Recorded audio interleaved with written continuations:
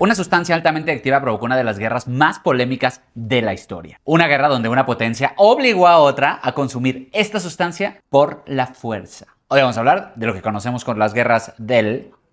pero que le vamos a llamar las guerras de la SAP, es decir, una sustancia adictiva y prohibida. Y como siempre, un poquito de contexto, un poquito de historia. Nos vamos a lo que es la China del siglo XVIII, donde estaba a la cabeza la dinastía Qing. Y en este momento China era una de las monarquías más estables y una de las economías más grandes del mundo. Tenía millones de habitantes, una producción masiva y estabilidad relativa. Es decir, desde su perspectiva, China no necesita de nadie, mucho menos de Europa. China se veía a sí misma como el centro del mundo y el comercio no era entre iguales, sino que era controlado. Es decir, los extranjeros no entraban libremente a China, sino que se adaptaban a sus reglas. Y aquí un punto clave, porque Europa quería comerciar y China no tenía urgencia. Entonces esto nos llevaría a Europa, específicamente a lo que es el Reino Unido. Este imperio británico quería obviamente negociar, quería comerciar y tenía tres obsesiones. La primera obsesión que tenía era la seda, la segunda obsesión que tenía era el té y la tercera era la porcelana. Tres cosas chinas que apasionaban al mundo entero. La realidad de estas cosas es que Europa consumía muchísimo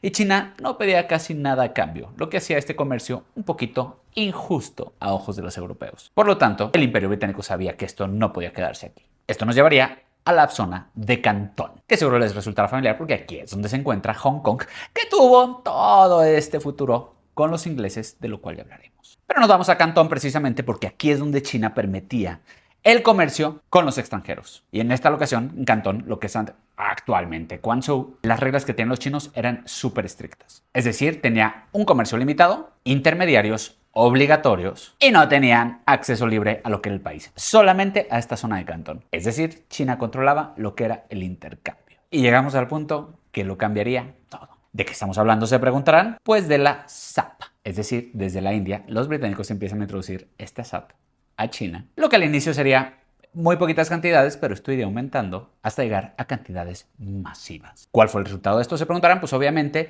la dependencia creciente en la población china a esta SAP, que también traería consigo la salida de riqueza china y obviamente, como estamos viendo en muchos países actualmente, pues una crisis social interna. Es decir, China empieza a perder el control. Esto fue creciendo y para China se volvió prácticamente un problema interno gravísimo. Y para los británicos esta sería una solución perfecta para su déficit. Es decir, en español, uno quería eliminarla y el otro quería expandirla. Obviamente esto no iba a terminar bien. Llegaríamos al año de 1839, donde el emperador de la dinastía Qing tomaría una decisión súper controversial. Es decir, decide que no exista el consumo de esta SAP. Nombraría un funcionario clave, Lin Zexu, con una misión clara y objetiva, es decir, detener el tráfico de esta sustancia en todo el país. Zexu llegaría a lo que es Cantón y actuaría sin medias tintas. Es decir, luego empieza a arrestar a los distribuidores, a bloquear lo que es el comercio extranjero y a exigir que entreguen toda la SAP que traían. Los comerciantes extranjeros quedan completamente acorralados ante esto y aquí sucedería algo definitivo en estas guerras. ¿Qué es esto? Se preguntarán ustedes. Pues que se confiscarían nada más y nada menos que 20,000 cofres de SAP. ¿Y qué haría Lin Zexu con todo esto? Pues obviamente destruirlos. ¿Cómo lo hace? Lo mezcla con cal y lo mezcla con sal y lo avienta al mar. Para China esto fue una acción monárquica, directa, autoritaria y hasta política y sanitaria. Pero para la Gran Bretaña esto significaba una sola cosa: destrucción de propiedad del Imperio Británico. Y para una potencia internacional como la Gran Bretaña, pues esto es completamente inaceptable. Obviamente, esto causaría un choque. Y en el año 1869, pues el Imperio Británico no enviaría algún diplomático a arreglar este problema. Enviaría unas tropas. Es decir, enviaría buques de vapor, artillería moderna y marina profesional. Iba directito a la guerra. Y China obviamente respondería con sus estructuras militares tradicionales. No es lo mismo China que Gran Bretaña, ni siquiera en el año de 1839. ¿Qué harían los británicos? Pues avanzarían por medio de la costa, bloquearían los puertos, destruirían a las fuerzas locales y controlarían sus puntos estratégicos. China obviamente lo logra adaptarse a este tipo de estrategias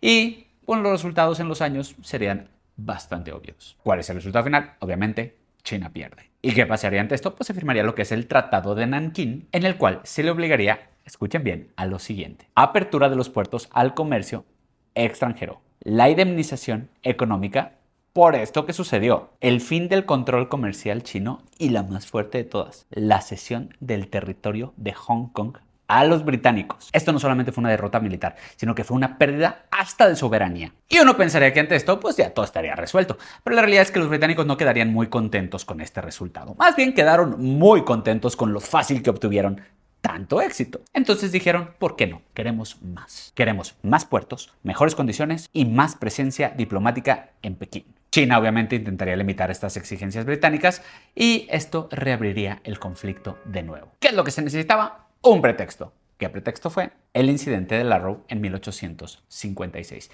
¿Y qué es esto? Se preguntarán. Un barco chino, el Arrow, fue abordado por autoridades chinas, pero los británicos argumentaron que traía una bandera británica, entonces pues lo argumentaron como un incidente sin justificación y así comenzaría la Segunda Guerra del SAP. Pero uno pensaría que volvería a pasar lo mismo, pero no. Fue peor. ¿Por qué? Porque ahora no fue Gran Bretaña sola, sino que se le uniría un amigo de ellos llamado Francia. Y ahora tenemos a dos potencias europeas peleando contra China. Esto ya no es presión comercial, esto es geopolítica. ¿Tú crees que Francia estaba interesado en apoyar a Gran Bretaña? Pues obviamente no. China era sumamente atractivo para estas dos potencias. ¿Qué es lo que pasaría? Las fuerzas anglo-francesas avanzarían, tomarían lo que es Cantón, subirían por el río hasta llegar a Beijing y obviamente los chinos no tienen la competencia tecnológica para defenderse, lo que ocasionaría que estas fuerzas llegaran a la capital china actual, que es Beijing. Y es justo en este momento que ocurriría uno de los catástrofes históricos más fuertes de la historia.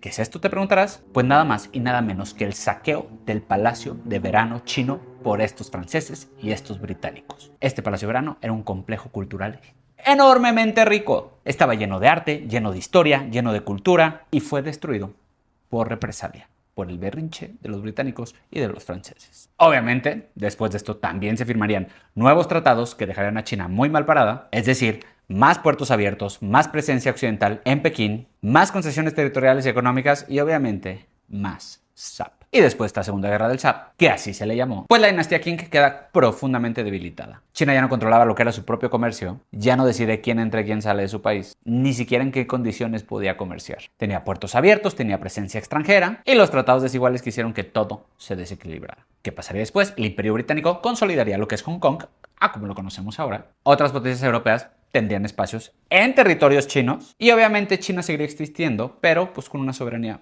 muy limitada. Y este impacto no solamente fue político, sino que también fue social y económico. Obviamente esto trajo crisis internas, revueltas, pérdida de confianza con el gobierno o con la dinastía Qing y obviamente una presión extranjera constante. China prácticamente sería visto como un país humillado. De hecho, este siglo China lo reconoce y el mundo entero como el siglo de la humillación de China. Esto es memoria histórica. Finalmente, podemos decir que China no perdió una guerra. Lo que realmente pasó es que perdió el control de su propio destino. Y esto nos deja una enseñanza histórica a todos, es decir, ¿qué pasa cuando un país decide que te abras a la fuerza?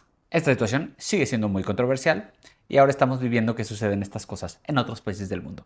Así que coméntale aquí a qué crees que se parece o cuál crees que haya sido la consecuencia vital de este suceso.